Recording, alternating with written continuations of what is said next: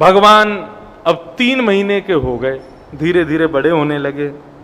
जैसे ही 3 महीने के हुए, ठाकुर जी ने आज पहली बार करवट बदली। जैसे ही करवट पलटी तो महाराज यशोदा मैया ने पूरे ब्रजमंडल में झड़ा न्योता कर दिया। बोले आज मेरे लाला ने करवट बदली है, सबको भोजन पावे के काजे घर आनो है।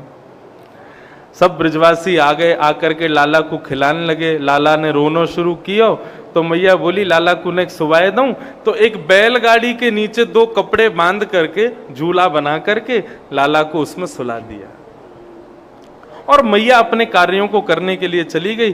तभी मामा के द्वारा भेजा गया दूसरा राक्षस आया जिसका नाम सक्टासुर। सक्टासुर उस सकट के ऊपर बैठा था, बैलगाड़ी के ऊपर बैठा था, बैठ करके केवल अवसर ढूंढ रहा था ठाकुर जी को मारने का। अपना वजन बढ़ा रहा था ताकि ये बैलगाड़ी दब जाए और नीचे लेटे भय जो हमारे कंस के शत्रु हैं उनका वध हो जाए। लेकिन इतने में ही ठाकुर जी के नेत्र खुले। ठाकुर जी ने अपना एक पैर लंबा किया और लंबा करके जैसे ही बैलगाड़ी में एक झटका मारा तो बैलगाड़ी आकाश में उड़ गई और सक्टासुर का वध हो गया। सारे गौरस भंडार टूट गए। उस पर बहुत बड़े बड़े मटके रखे थे, मक्खन, घी, दूध, दही आदि, उन सब के सब फूट गए। ब्रजवासियों ने जोर की आवाज सुनी, सब दौड़े दौड़े आए तो क्या देखा, दूध, मक्खन, घी, दही के बीच में नन्हे से कन्हैया करवट बदल रहे हैं। छोटे से कन्हैया आनंद कर रहे हैं। यशोदा मैया बोली मेरो लाला कैसे गिर गयो, ये बैलगाड़ी कैसे पलट गई, ये सबरे मटका कैसे फूट गए। छोटे छोटे बालक दौड़े दौड़े यशोदा मैया के पास आए, बोले मैया हम बताएं कैसे पलटी। बोले बता। बालकों ने बताया, बोले मैया तुम्हारे लाला ने अपनो एक पांव इतनो लंबो कियो और लंबो करके ऐसे जोरते बैलगाड़ी में मारो, सुई बैलगाड़ी पलट गई। मैया बोले लाला तेरे पिताजी भांग खाते होंगे, मैं नहीं खाऊं। 3 महीना को मेरो लाला अभी करवट बदलनो जाने ना है, तू कह रो यानी इतना लंबा पाम कियो और पाम करके सकट में मार दियो और ये बैलगाड़ी गिर गई। झूठ बोले मोते। सुखदेव जी महाराज परीक्षित को कथा सुनाते हुए कहते हैं अप्रेमयम बलम तस्य बालकस्य न ते विदुः। छोटे छोटे बालक सच बोल रहे हैं लेकिन मां का प्रेम, मां का ममत्व ये बात स्वीकार नहीं कर रहा है कि मेरे लाला ने बैलगाड़ी गिर दी। बालक कितना भी बड़ा अवसर अपने जीवन में बन जाए लेकिन मां को पता नहीं क्यों स्वीकार नहीं होता कि मेरा बालक कुछ बन गया है। मां से जाकर के 4 लोग कहें अरे आपका बेटा तो बड़ा अच्छा, आपका बेटा तो ऐसा, आपका बेटा तो ऐसा, मां उसकी 4 लोगों में बुराई ही कर देगी। अरे तुम क्या जानो, मैं जानती हूं अंदर से कैसा है, ऐसे करता है वैसे करता है। ये मां का स्वभाव होता है। यशोदा मैया का ऐसा मातृ स्वभाव, वो ठाकुर जी की प्रभुता को स्वीकार नहीं कर रहे हैं। आहा, यही तो भक्त का लक्षण है। वो ठाकुर जी को प्रभु मान करके नहीं बचता। हमारे जो गिरधर लाल जी है ना और श्रीनाथ जी, नाथद द्वार में श्रीनाथ जी की सेवा, हमारे गिरधर लाल जी की सेवा लगभग समान रहती है। हमारे ठाकुर जी की सेवा 2-2 पद्धतियों की सेवा स्वीकार करते हैं क्योंकि वो पुष्टि संप्रदाय में सिद्ध हैं, इसलिए उनकी पुष्टि मार्ग के अनुसार सेवा होती है। और हम क्योंकि रामानुजी हैं इसलिए हम अपनी भी परंपरा थोड़ी थोड़ी लगा करके ठाकुर जी की सेवा कर देते हैं। दोनों भावों से ठाकुर जी आनंदित होते हैं। लेकिन पुष्टि में जो भाव है वो ये है कि ठाकुर जी कौन है, बोले 4 वर्ष के बालक हैं और उस बालक के भाव से ही उनकी सेवा की जाती है। उनको वंशी हमेशा हाथ में नहीं रहेगी, जब आरती होगी तभी वंशी होगी। मोर छड़ जो ठाकुर जी के सामने ऐसे घुमाया जाता है, इसका क्या भाव है, उसके अंदर मोर पंख हैं। ठाकुर जी के सामने उसको हिलाया जाता है, मतलब मानो जैसे भैया लाला ओ 56 भोग, अभी ठाकुर जी भोग लगाएंगे फिर पहिए जाके बैठ जा भैया। सब लोग ध्यान से सुनो। तो वो मोरछड़ उसका क्या भाव है, लाला छोटे से हैं, आरती क्या है? आरती मतलब ठाकुर जी की नजर उतार रहे हैं। तो यशोदा मैया ठाकुर जी की नजर उतार रही है, लेकिन लाला एक जगह टिक के बैठे तो नजर उतरे। लाला तो कभी यहां भागे, कभी वहां भागे, कभी कोई श्रृंगार फेंक दे, कभी कोई श्रृंगार फेंक दे। बच्चों के बाल बड़े हो जाते हैं, चोटी बना दो तो बच्चे निकाल निकाल के फेंकते हैं। कुछ पहना दो अच्छा सा, सब निकाल के फेंक देते हैं। ऐसी कन्हैया है। तो यशोदा मैया, यहां पर जो सेवक है ना, पुष्टि मार्ग में सेवक को यशोदा माना जाता है। वो जब ठाकुर जी की आरती करती है उस समय अगल बगल में जो ग्वाल बाल खड़े होंगे वो मोर छड़ ठाकुर जी को दिखाएंगे, मतलब ठाकुर जी का ध्यान भटकाएंगे ताकि ठाकुर जी की आरती हो जाए।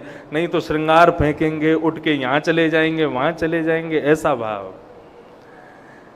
कई बार ऐसा होता है, श्रृंगार करते हैं ठाकुर जी का तो कभी मोर पंख गिर जाएगा, कभी हाथ के कड़ूला गिर जाएंगे, कभी कोई माला गिर जाएगी। उस समय बहुत सरल सी एक चीज करनी है, क्या? कुछ खाने की वस्तु, ठाकुर जी की भोग की वस्तु, वो ठाकुर जी के सामने रखो, फिर श्रृंगार करो। श्रृंगार नहीं गिरेगा। क्यों? क्योंकि ठाकुर जी भोग पाने में व्यस्त हो गए। अब मैया कैसा भी सजा दे, ठाकुर जी सज जाएंगे। ऐसे भाव हैं पुष्टि मार्ग के। तो प्रभुता को भूल जाओ। ये तो लाला हैं, ये तो कन्हैया हैं, ये तो नेक्से से हमारे हृदय के स्वामी हैं। इस भाव से उनकी सेवा करो। यशोदा मैया कभी स्वीकार नहीं करती कि मेरो लाला प्रभु है। कितने बड़े बड़े ठाकुर जी ने अपने वैभव दिखाए, लेकिन यशोदा ने कभी स्वीकार नहीं किया। ठाकुर जी अब धीरे धीरे हो गए 1 वर्ष के, और जैसे ही 1 साल के हुए तृणावर्त आया। तृणावर्त आया, जैसे ही गोकुल में उसने प्रवेश किया, ठाकुर जी मैया की गोद में बैठ के दूध पी रहे थे। भगवान को पता चला तृणावर्त आ रहा है और ये तृणावर्त आकर के हमको उड़ा ले जाएगा, और यदि मैया की गोद में हम बैठे रहे तो मैया भी उड़ जाएगी संग में, और यदि मैया उड़ गई तो तृणावर्त को मार नहीं पाएंगे। तो क्या करें? ठाकुर जी ने दूध पीते पीते अपने आप को इतना भारी कर लिया, इतना वजन बढ़ा लिया कि यशोदा मैया को लगन लगो कि मेरे लाला ने ज्यादा दूध पी लियो, इतना भारी है गयो। तो मैया ने लाला को जाकर के पलना में सुलाए दियो, और मैया अपने कार्य के लिए चली गई। भगवान बोले हाँ अब ठीक है। इतने में तृणावर्त आया और ठाकुर जी को आंगन से जैसे ही उड़ा करके आकाश में लेकर के गया, भगवान ने ऊपर जाकर के तृणावर्त की गर्दन को पकड़ करके आकाश से जैसे ही नीचे पटका, तृणावर्त का गोविंदाय नमो नमः। बोलो भक्तवत्सल भगवान की। सब ब्रजवासी दौड़े दौड़े फिर से गए, ठाकुर जी को लेकर के आए। आकर के गौशाला में फिर से झाड़ा आदि करके ठाकुर जी व्यवस्थित किए। सब ब्रजवासी बोले मैया लाला 1 वर्ष को है गए, तुमने अभी तक या को नामकरण नहीं कियो। सारे ब्रजवासी कोई कालिया कहवे, कोई कनुआ कहवे, कोई कछु कहवे, लाला को एक नामकरण तो कराओ। यशोदा मैया ने ये बात नंद बाबा से कही। बोले लाला 1 वर्ष को है गए, नामकरण ना भयो, लाला के नामकरण की व्यवस्था करो। तो बंधुओं, नंद बाबा के कुल पुरोहित हैं सांडिल्य मुनि। सांडिल्य गोत्रीय ब्राह्मण जो होते हैं वे सांडिल्य मुनि के ही वंश में हैं। ये नंद बाबा के कुल पुरोहित हैं। सांडिल्य मुनि नामकरण करने जानबूझ के नहीं आ रहे। क्यों? क्योंकि वो जानते हैं कि ये नंद यशोदा के बेटा है ही नहीं, ये तो देवकी और वसुदेव के बेटा हैं। और भाई जिनके बेटा हैं, जिस कुल के बालक हैं, उस कुल का कुल पुरोहित नामकरण करे, मैं क्यों करूं? लेकिन बात बतानी नहीं है। नंद बाबा को बहुत बुरा लगेगा अगर उनको पता चलेगा कि बालक उनका नहीं है, इसलिए वो बहाने बना करके वृंदावन आ नहीं रहे, गोकुल आ नहीं रहे। लेकिन मथुरा में बैठे हुए वसुदेव देवकी को चिंता हुई कि हमारे बालकों का नामकरण नहीं हुआ, तो उन्होंने अपने कुल पुरोहित भेजे। कौन? श्री गर्गाचार्य जी महाराज। गर्गाचार्य जी वृंदावन आए। अब कोई विद्वान को देखें तो इच्छा होती है महाराज की ये हमारे घर पधारें, हमारे यहाँ प्रसादी पावें। गर्गाचार्य जी जैसे ही आए तो नंद बाबा ने प्रार्थना की, बोल महाराज आप हमारे यहाँ घर भोजन पर आओ। गर्गाचार्य जी जैसे ही घर पधारे, नन्हे से कृष्ण बलराम को देखा, गुटमुन खेल रहे थे। गर्गाचार्य जी बोले, अरे ये कौन के बालक हैं? बोले हमारे ही हैं। कहा नाम है? बोले नामकरण नहीं हुआ अभी। नंद बाबा बोले, गर्गाचार्य जी बोले तो फिर हम कर देंगे नामकरण, सांडिल मुनि व्यस्त हैं तो हम कर देंगे। नंद बाबा बोले बड़ी कृपा हो जाएगी, आप ही नामकरण कर दो। बोले आज नहीं, कल करेंगे, कल का दिन अच्छा है। आज हम रात्रि आपके घर रुकेंगे, कल सुबह सुबह गौशाला में गैया के समीप बैठ करके आपके लाला का नामकरण कर देंगे। ठीक है। रात में लेकिन ठाकुर जी ने ऐसी लीला करी कि गर्गाचार्य जी महाराज अचंभित हो गए। कैसी लीला करी? गर्गाचार्य जी ने यशोदा मैया से कही, मैया हम स्वयं भोजन बना के पाते हैं, किसी के हाथ का नहीं पाते, आप हमको सामग्री दे दो, हम अपना भोजन बना लेंगे, हमारे शालिग्राम भगवान हैं सेवा में, इनका भोग लगा देंगे, पालेंगे। मैया बोली हाँ भगवान अभी करती हूँ। गोबर का चौका लगाया और खीर बनाने की जितनी सामग्री है सब गर्गाचार्य जी को दी। गर्गाचार्य जी महाराज खीर बनाने बैठे। चावल डाले, दूध डाले, केसर डाली, इलायची डाली, सब बढ़िया युक्त जो भी सुगंधित हो सकता था बढ़िया से बढ़िया खीर बना करके, गाड़ी गाड़ी खीर बना करके अपने ठाकुर जी के सन्मुख पधरा दी। और पधरा करके त्वदीयम वस्तु गोविंद तुभ्यमेव समर्पयेत ग्रहण सुमुखो भुक्त्वा प्रसीद परमेश्वर। पाओ भगवान। नेत्र बंद करके अपने गुरु मंत्र की माला करने लगे। ठाकुर जी का भोग लगाते समय प्रयास करो कि ठाकुर जी को थोड़ा अकेला छोड़ दो। क्यों? ऐसा भाव माना जाता है कि जब ठाकुर जी का भोग लगाते हैं और हम लोग पर्दा करके बाहर आ जाते हैं या कक्ष से बाहर आ जाते हैं तो ठाकुर जी अपने सब ग्वाल बालों को वहीं बुला लेते हैं, आ जाओ भैया लग गया है भोजन, सब पाओ प्रेम से। और फिर ठाकुर जी के सारे ग्वाल बाल प्रकट हो जाते हैं, एक दूसरे को भोजन प्रेम से पवाते हैं। यदि हम वहां बैठे रहेंगे तो ठाकुर जी को संकोच होता है अपने ग्वाल बालों को बुलाने में, इसलिए भोग लगाते समय पर्दा किया जाता है, ठाकुर जी का कक्ष बंद किया जाता है। ठाकुर जी अब आप सहज हो जाओ और भोग लगाओ। हमारे वृंदावन के श्री राधा रमन लाल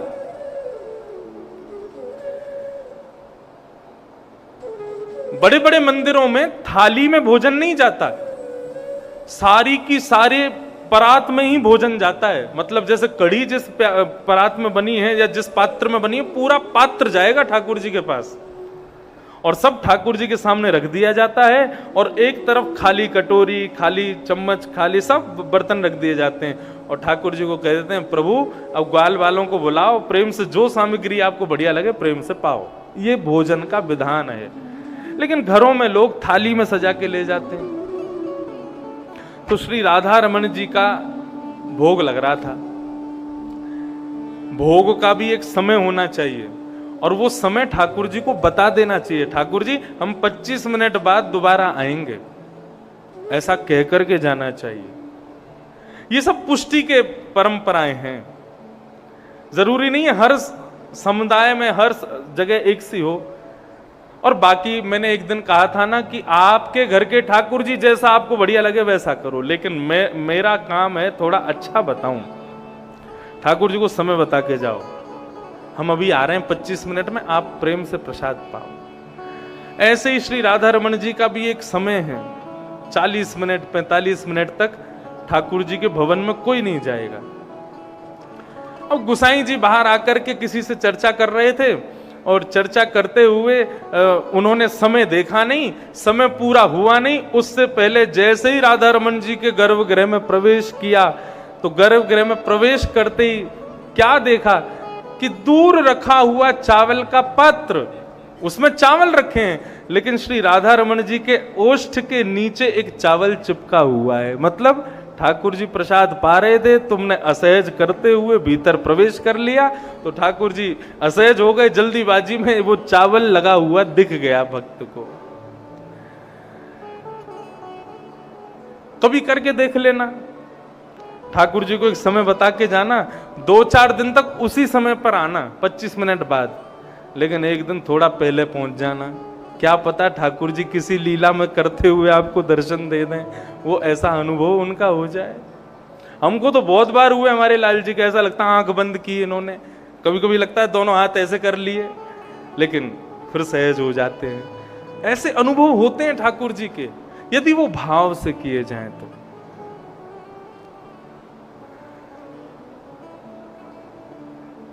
ठाकुर जी प्रेम से भोग पाते हैं यदि भाव से पवाओ तो गर्गाचार्य जी ने खीर बनाई, खीर बना करके अपने ठाकुर जी के सन्मुख रख दी, और सन्मुख रख करके अपने गुरु मंत्र का जाप नेत्र बंद करके, ठाकुर जी आप सहज होके प्रेम से पाओ, मैं 108 माला करूंगा, उसके बाद भोग उठाऊंगा। ऐसा भाव करके गर्गाचार्य जी माला जपने लगे।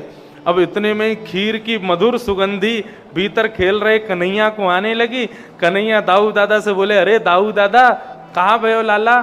बोले एक नयो भक्त आयो है, तो माने खीर बनाई है। अच्छा, मेरो बड़ो मन है रहो कि मैं जाकर के वह खीर को भोग लगाए लूं। नंद बाबा बोले, अरे तो फिर देरी क्या बात की, जल्दी जा, जाके भोग लगा। ठाकुर जी गुटमुन चल करके बाहर आए। बाहर आकर के गर्गाचार्य जी के ठाकुर जी के सामने धरी हुई खीर को अपने मुख से लगा करके पाने लगे। गर्गाचार्य जी के जैसे ही नेत्र खुले, सामने देखा पात्र है नहीं, कहां चला गया। तभी बगल में देखा नन्हे से कन्हैया अपने गोद में पात्र रख करके पूरे मुंह पर खीर सान करके और अपने हाथों से खीर पा रहे हैं। जैसे ही गर्गाचार्य जी ने देखा, अरे यशोदा मैया, अरे मैया जल्दी आ, देख तेरे लाला ने कहा कियो। कहां भयो? बोले मेरे ठाकुर जी की भोग झूठो कर दियो, याने बिना भोग लगे पहले ही खा लियो, सबरो झूठो कर दियो। अरे अब तो गोबर को चौका दोबारा लगाना पड़ेगा, फिर से भोग बनाना पड़ेगा, सब झूठो कूटो है गयो। यशोदा मैया बोली, महाराज आप चिंता मत करो, मैं फिर से गोबर को चौका लगवा दूंगी। अब नेक्सो बालक है, वाने देखी होगी खीर में किसमिस पड़ी है, खीर में इतनी बढ़िया बढ़िया सामग्री है, मीठी होगी, हमारे खा गए हो, आप क्षमा करो। ठाकुर जी को उठा करके यशोदा मैया ने भीतर आंगन में पुनः बिठा दिया। ठाकुर जी के मुंह पर खीर लगी थी। बलराम जी बोले, लाला कैसी लगी खीर? बोले खीर तो बहुत बढ़िया, लेकिन खीर बनाने वालों बहुत बेकार है। क्यों? भोग के काजे पहले हमको बुलाए ले, फिर मैया ते हमारी शिकायत कर दे। कोई बात ना लाला, तू तो दयालु है, तू तो भक्त वत्सल है, कृपा कर। गर्गाचार्य जी ने फिर से खीर बनाई, अपने ठाकुर जी से बोले, प्रभु क्षमा करना, छोटा बालक है, पहचान नहीं पाया, आप फिर से भोग लगाओ। त्वदीयं वस्तु गोविंद तुभ्यमेव समर्पयेत् ग्रहाण सुमुखो भुक्त्वा प्रसीद परमेश्वर। और फिर से उसी नियम से जैसे ही माला जपने के लिए बैठे गर्गाचार्य जी, इतने में ही भीतर बैठे ठाकुर जी खेलते खेलते फिर रुक गए। बलराम जी बोले, लाला अब कहाँ भयो? बोले अब की बार पहले तो बढ़िया वाली खीर बनी है, तो मेरा तो मन है रो कि मैं जाके खा लूं। बलराम जी बोले, तो खा ले, शिकायत कर दे मैया ते मेरी। बोले अब के ना करेगो, तू चलो जा जा। ठाकुर जी फिर से गुटमुन चल करके गए और खीर का पात्र अपनी गोद में रखा और फिर से खाने लगे, सान करके प्रेम से पामे।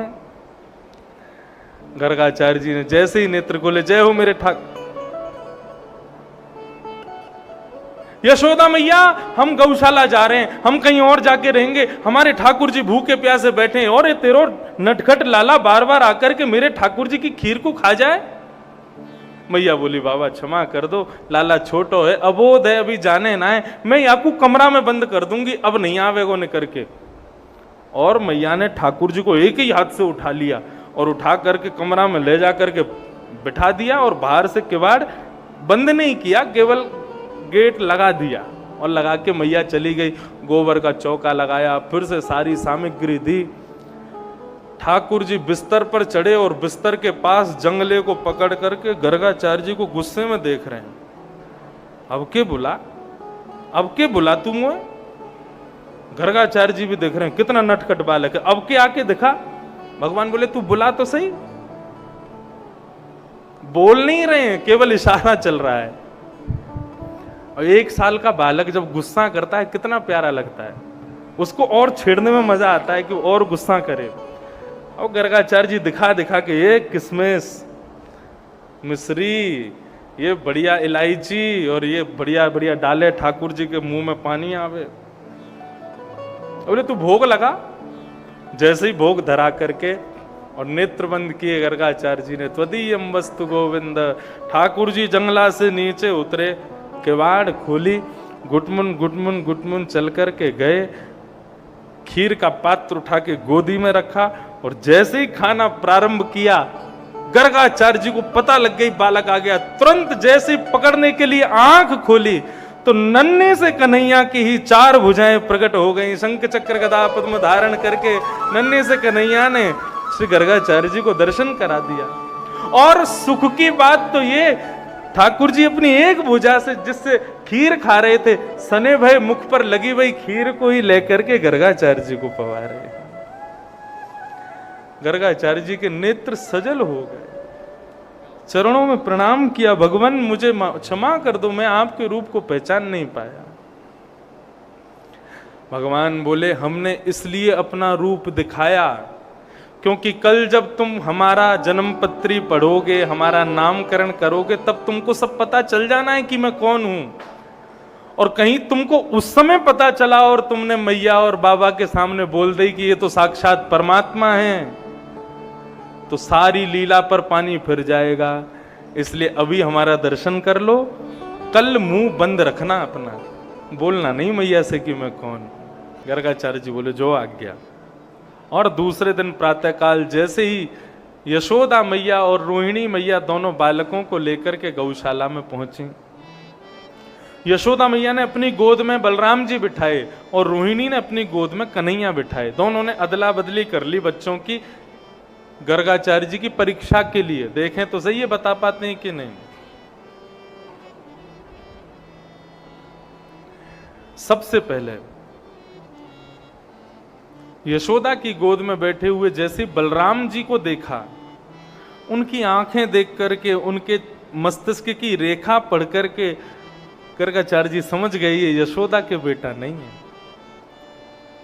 और कह दिया अयम ही रोहिणी पुत्रो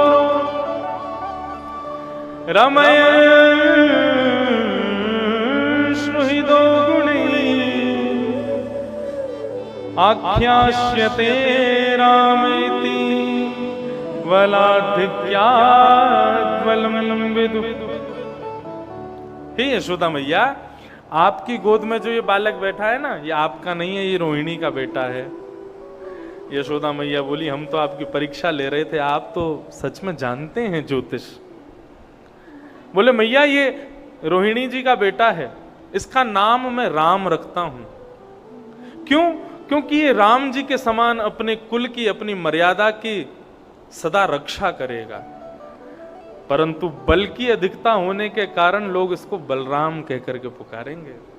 अब तो जैसे ही बलराम जी का नामकरण हुआ, बलराम जी नाचने लगे, मेरो नाम रख दियो, मेरो नाम रख दियो। कन्हैया से बड़े हैं। रोहिणी जी की गोद में बैठे हुए कन्हैया को जब देखा, ठाकुर जी को देख करके गर्गाचार्य जी की बहुत देर तक समाधि लगी रही। और कैसी समाधि? बोले त्रातक समाधि। त्रातक समाधि कैसी होती है? ना आंखें पलक झपकती हैं, ना नाक से श्वास निकलती है, और धड़कन देखोगे तो धड़कन भी बंद, मतलब वो मरा हुआ व्यक्ति के समान है व्यक्ति। त्रातक समाधि लग गई और देख रहे हैं एक टक कन्हैया को। भगवान इशारा कर रहे हैं नहीं नहीं नहीं, योगी है ना, मेरे को देखते ही समाधि में जाते हैं। यशोदा मैया बोली बाबा कहाँ गए हो, नामकरण करो लाला को। कोई उत्तर नहीं। जोर से यशोदा मैया बोली कहीं बाबा पधार तो नहीं गए? मेरे लाला को जब से जन्म भयो कोई ना कोई विघ्न आ तो ही रहे, कभी कोई राक्षस आ जाए, कभी कछू है जाए, कभी कछू है जाए। आज मेरे लाला के नामकरण, तो नामकरण कर रहे वारो ही पधार गो। बाबा पधार गए। तब जाकर के उनको होश आया। बोले अरे नहीं नहीं, हम थोड़ी सोच में थे। अब संत जन बताते हैं कि गर्गाचार्य जी क्या सोच रहे थे, जानते तो वो थे कि ये भगवान है।